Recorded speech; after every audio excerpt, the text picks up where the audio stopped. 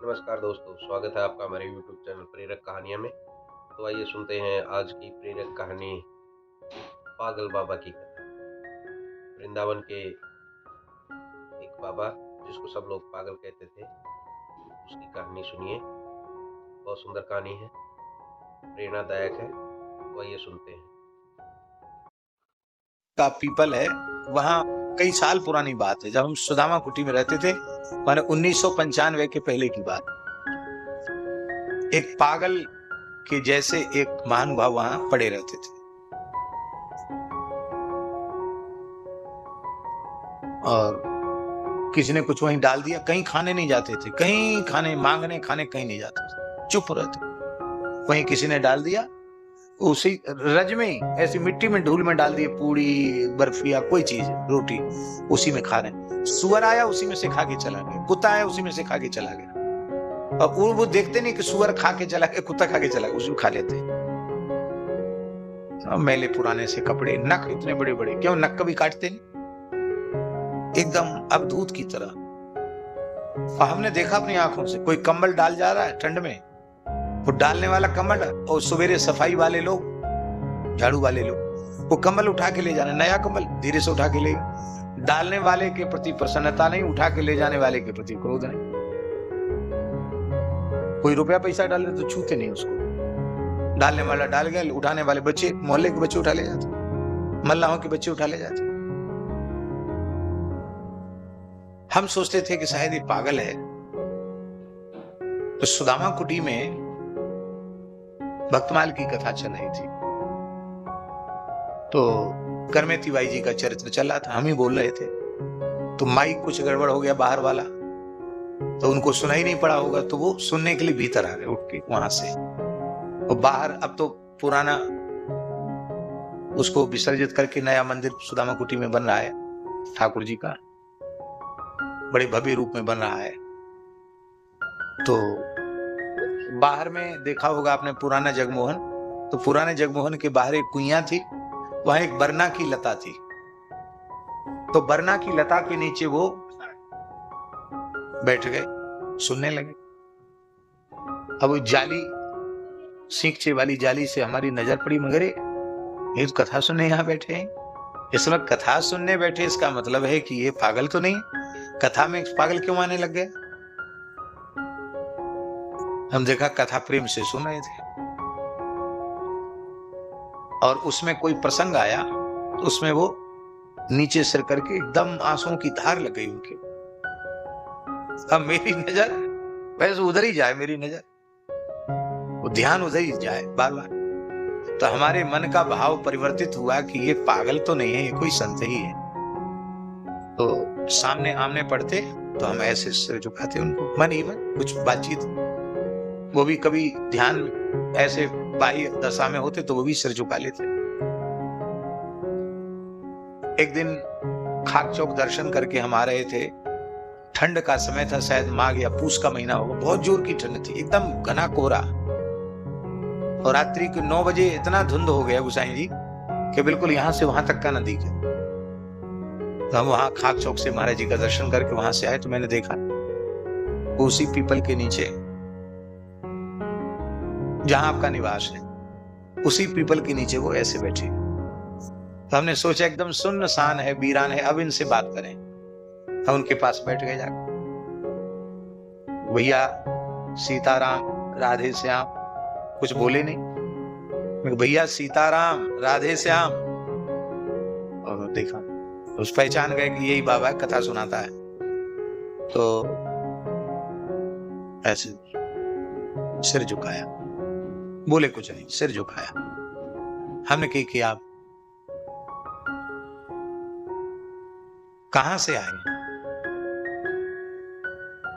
तो बोले फर्रुखाबाद। क्या बोले? फर्रुखाबाद। हमने दूसरा प्रश्न उनसे किया कि किस जाति के हो? तो हमारे मन में यह था कि गंधेरे से रहते हैं, और सुअर भी उसी में खा रहा, कुत्ता भी खा के चला जा रहा, वो खुद भी खा ले रहे हैं, जमीन में रज में पड़ी हुई वस्तु। मैं किस जाति के हो? बोला कान्य कुब्ज ब्राह्मण। अरे मन में आया कि हाँ, देखने में तो लगता भले भले घर का लड़का है। कहा ने कुछ ब्राह्मण, अच्छा कि कुछ पढ़े लिखे हो? बोला एमएससी। क्या बोला? एमएससी पढ़ा। अब हम तो जानते नहीं एमएससी क्या होता है, लेकिन कोई ऊंची पढ़ाई होती है एमएससी। बोले एमएससी पढ़े हुए? करे पढ़ा हुआ भी। फिर मैंने पूछा कि आप इस तरह से क्यों रहते हैं? तो इतनी प्रश्न सुनकर रोने लग गया। बोला कन्हैया से मिलने के लिए। क्या कहा? कन्हैया से मिलने के लिए। साहब का कन्हैया मिल गए? बोले हाँ मिल गए। नित्य प्रति दरस श्याम श्यामा को नित्य यमुना जल पीतन। बोले कन्हैया मिल गए? बोले हाँ मिल गए। तो हमने फिर पूछा कैसे मिले? स्वप्न में मिले कि ध्यान में मिले कि प्रत्यक्ष मिले, कैसे मिले? तो उन्होंने उत्तर दिया जैसे आप आकर हमसे मिले हो ऐसे। फिर महाराज जी हमने फिर पूछा, एक बार मिले हैं?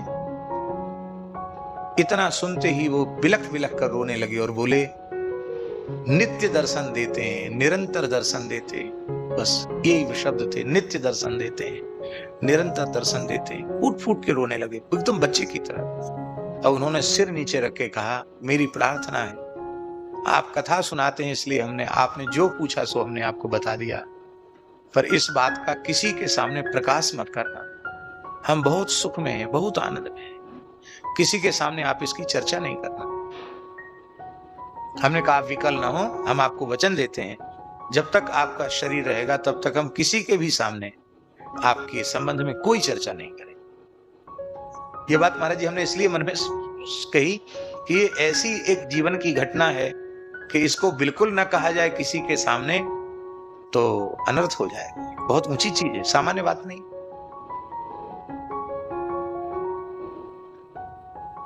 और ऐसी इस घटना के बाद फिर हमारी कभी उनसे बातचीत नहीं हुई। इस घटना के साल 2 साल तक हम उनको देखते रहे वहीं पड़े। और ऐसे ही पता नहीं बीमार पड़े क्या हुआ, खाना पीना उन्होंने छोड़ दिया, कुछ नहीं खाते पीते वहीं पड़े रहते और उसी पीपल के नीचे पड़े पड़े उन्होंने अपने प्राण विसर्जित कर दिए। रात को पधार गए होंगे, सुबह उठा के जैसे लोग कचड़ा फेंकाते हैं ऐसे जमुना जी विसर्जित कर। शरीर में जिनकी अहमता ममता है उन्हीं के लिए बैकुंठी बनाओ, विमान बनाओ, बैंड बाजा बजाओ और अमुक करो तमुक करो। और जिनको श्री ठाकुर जी मिल गए, इस देह का प्रयोजन पूरा हो गया, उस देह को कोई फेंक दो, पड़ा रहने दो, जला दो, बहा दो, जो चाहो सो करो, नहीं तो ऐसे ही छोड़ दो। उनको किसी की भी अपेक्षा नहीं है कि कोई उनके लिए संस्कार करेगा, उनको कोई भोज भंडारा करेगा, कोई पिंडदान जलदान करेगा, इसकी कोई इच्छा उनको नहीं होती। तब से हमारी दृष्टि बदल गई कि वृंदावन के पागल भी पागल नहीं है, ये भी पता नहीं कौन है, कोई पता नहीं। वृंदावन में सब कुछ दिव्य है तो वृंदावन के पागल भी सामान्य नहीं। तो हमने ये कहानी सुनी, वृंदावन के पागल बाबा की कहानी। महाराज जी ने इसमें बताया कि एक पागल सा दिखने वाला व्यक्ति जो कि सड़क पर बेसहारा पड़ा रहता था, वो वास्तव में पढ़ा लिखा और ज्ञानी था। प्रभु से मिलने की तलब ने उसको इस शरीर से उसका मोह भंग हो गया। जैसे भी रूखी सूखी जो भी कुछ उसे मिलता उसी में वह संतोष कर लेता, जो कुछ उसको दे जाता उसी से अपना जीवन काटने लगा।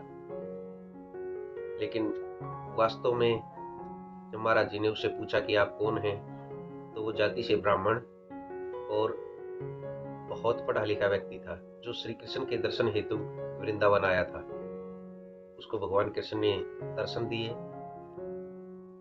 महाराज जी ने जब पूछा कि क्या आप उनसे रोज मिलते हैं, तो उस भगत ने कहा कि हाँ, मैं रोज मिलता हूँ और वो मेरे साथ ही रहते हैं। अब मुझे इस देह का कोई मोह नहीं रहा। मेरा इस जन्म का प्रयोजन, जब हम भगवान पर सब कुछ छोड़ देते हैं तो इस जगत की मोह माया से बहुत दूर चले जाते हैं।